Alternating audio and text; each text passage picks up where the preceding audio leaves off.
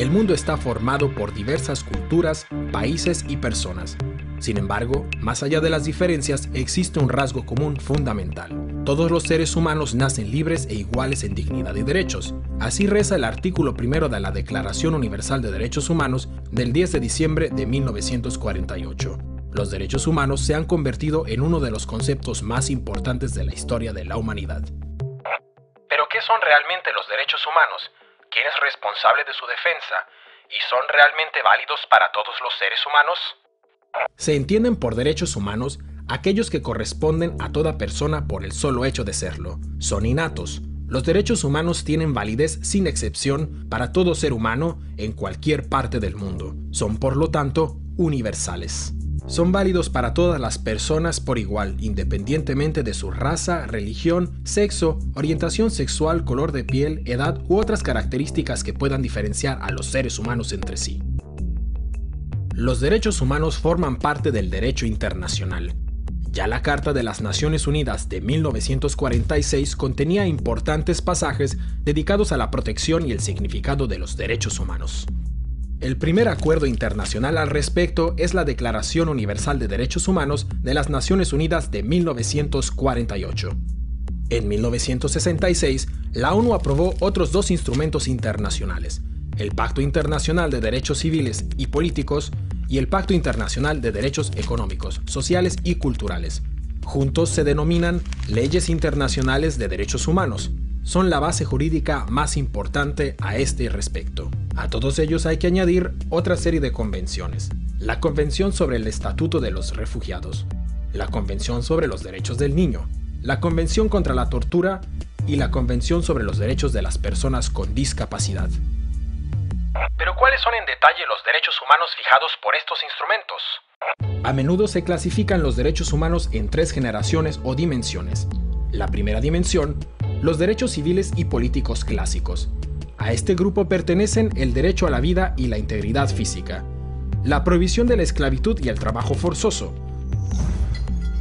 la protección contra la tortura, la libertad de opinión, la libertad de conciencia y religión, una amplia prohibición de la discriminación, además del derecho al voto.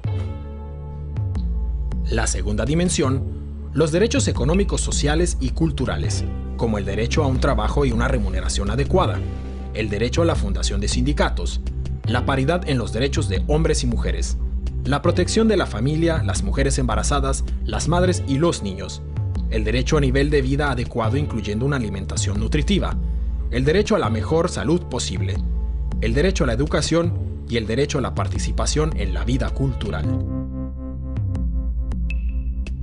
La tercera dimensión está compuesta por los derechos colectivos, por ejemplo, el derecho a la autodeterminación, el derecho al desarrollo, el derecho a un medio ambiente limpio y el derecho a la paz. En este sentido, resulta fundamental el principio de la indivisibilidad de los derechos humanos. Según este principio, no puede establecerse una jerarquía entre los derechos políticos, económicos, sociales y culturales. Los derechos humanos deben garantizarse conjuntamente.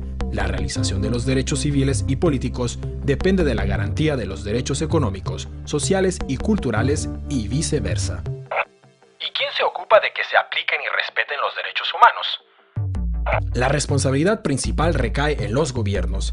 Estos no pueden perpetrar ninguna violación de los derechos humanos. Deben protegerlos de los ataques de terceros y tienen que crear las condiciones para su absoluto cumplimiento.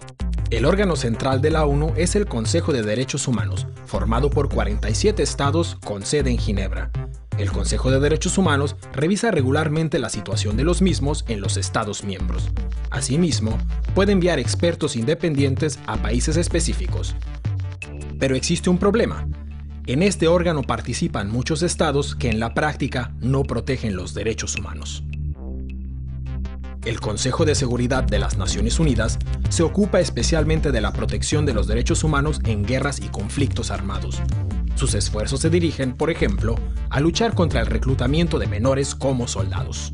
La Alta Comisionada de las Naciones Unidas para los Derechos Humanos coordina todas las labores relativas a este respecto y dispone de varias oficinas locales que pueden enviar a expertos en derechos humanos a las misiones de paz de la ONU.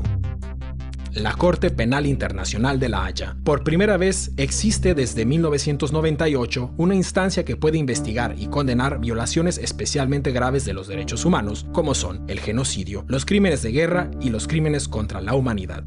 Sus alcances todavía son limitados a causa de la falta de apoyo de importantes naciones como los Estados Unidos de América o China.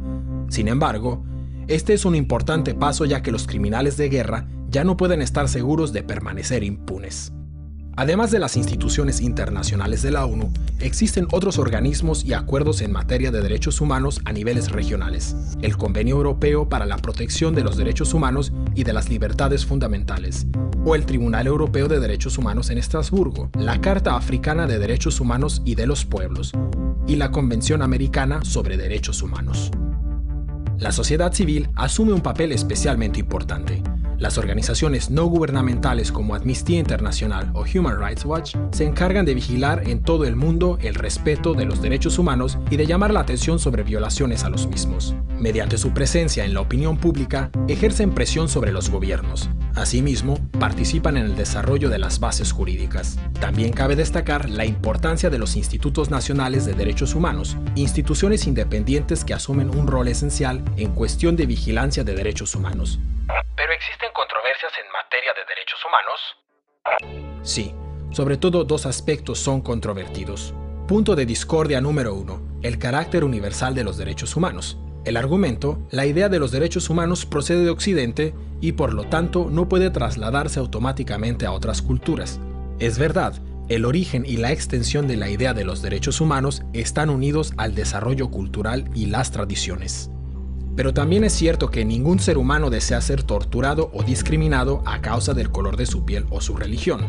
Toda persona aspira a poder expresar su opinión libremente, sin miedo a ser perseguido. Todo ser humano desea vivir una vida digna bajo un techo y sin sufrir hambre ni sed.